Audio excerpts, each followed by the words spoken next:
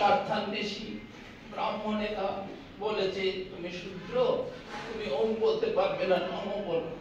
তুমি যদি শূদ্র না হও, ব্রাহ্মণ হও, তুমি ওম বলো।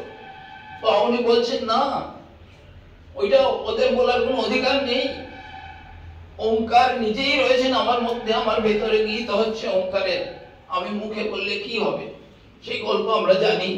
ওনার যে বাড়িতে, ওনার বাড়ির যে চাকর ছিল ভরত, সেই ভরত কিছুতেই ওমকার বলবে না, বলছে ওমকার বললে আমার জিভ খসে যাবে। তারপরে উনি নিয়ে গিয়ে জঙ্গলে নিয়ে বললেন, বল তুই, আমি দেখি কি হয়। সে ওমকার বললো, তার কিছুই হলো না। তখন তিনি বললেন যে এতে কিছু হওয়ার নয়, মানুষ বানিয়ে রেখেছে। ওমকার স্বতঃপ্রণোদিত ভাবে আমাদের মধ্যে রয়েছে, আছে, থাকবে। যতক্ষণ শ্বাস ততক্ষণ ওমকার আছে। এই ওমকার তত্ত্ব অতি গভীর তত্ত্ব। সবার মধ্যে এই তত্ত্ব মানে বোঝার ক্ষমতা সাধন না করলে আসে না। যার জন্য অনেকেই আমরা কি করি, ছুটে যাই প্রতীকী দেবতার খুঁজে। তাতে কোনো অপরাধ নেই, কিন্তু অপরাধ হচ্ছে এই যে আমরা যে কালীর পুজো করছি, সেই কালীর ঠাকুরের পাশে শিব, ঠিক আছে, শিব, দুর্গা, গণেশ,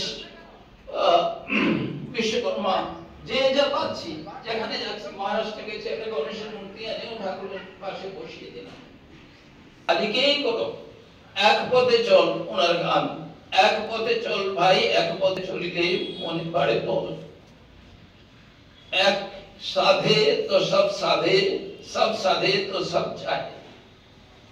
একদিকে মনটাকে আকৃষ্ট করতে হবে, এবং সেই জন্য তিনি খণ্ড খণ্ড দেবতার পূজা না করে ওমকারকে অখণ্ড রূপে পূজা করতে বলেছেন। আমি ওমকারের পূজারী, তাই বলে কি আমি জগন্নাথ ধাম যাই না? আমি কি বৃন্দাবন যাব না? যাই, কিন্তু সেখানেও আমি শ্রীকৃষ্ণকে ওমকার রূপে দেখি, জগন্নাথকে ওমকার রূপে দেখি।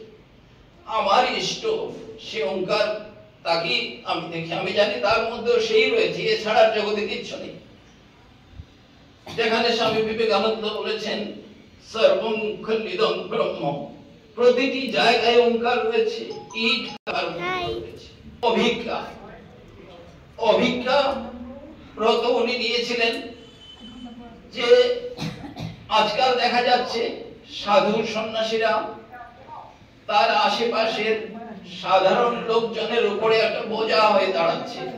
প্রতিদিন তাদের কাছ থেকে দান নিয়ে আজকে ভারতবর্ষে কোটি কোটি সাধু, তো সাধারণ মানুষ ওরা কোনো কাজ করে না, সাধু। তো তাদের যদি সাধারণ মানুষের উপরে নির্ভর করে থাকতে হয়, জাতির উপরে, দেশের উপরে একটা চাপ আসে। সেই ক্ষেত্রে উনি বললেন যে আমি অভিক্ষার ব্রত গ্রহণ করলাম। এই অভিক্ষার আরেক অর্থ স্বাবলম্বন। উনি নিজে সমস্ত একাধারে সবকিছু করে নিজে স্বাবলম্বী হয়েছেন। ওনার উপাসনায় আপনারা শুনেছেন